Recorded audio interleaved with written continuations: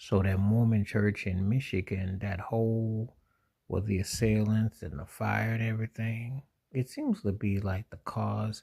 The gunman unalive multiple people, and there was a fire. And it's just like you always expect something like this to come out.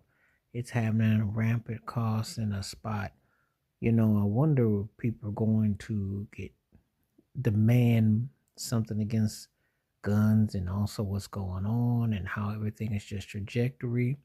But it seems to be just something that is somehow being accepted, is being normalized. It's tragedy. But when you have a president that is basically on some vendetta and delusional and just not acknowledging things that is happening, it's happening right before your eyes. It's a situation where we just have so much that is happening and nobody is talking about it. And it's been going on inevitably for quite a few times.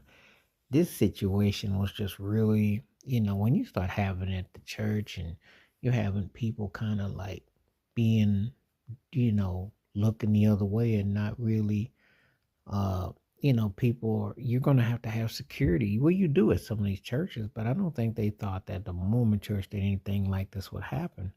You know, People been talking about it. What is leading people to this kind of depraved mindset and this behavior?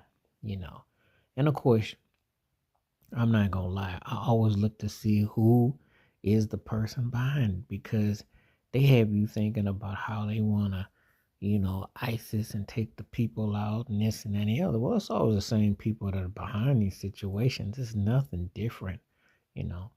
They just be telling you lies to make you think that there's some people doing all this harm when it's actually built in. That's what it's leading to. And their ways and their mindsets is really, you know, pretty sad. But what we gonna do with this? How we gonna level this up? What we gonna do? So, you just see it all the time, and you get it's almost making you numb because nothing gets done. You know, it's the same things that happens, and it's really a rallying cry.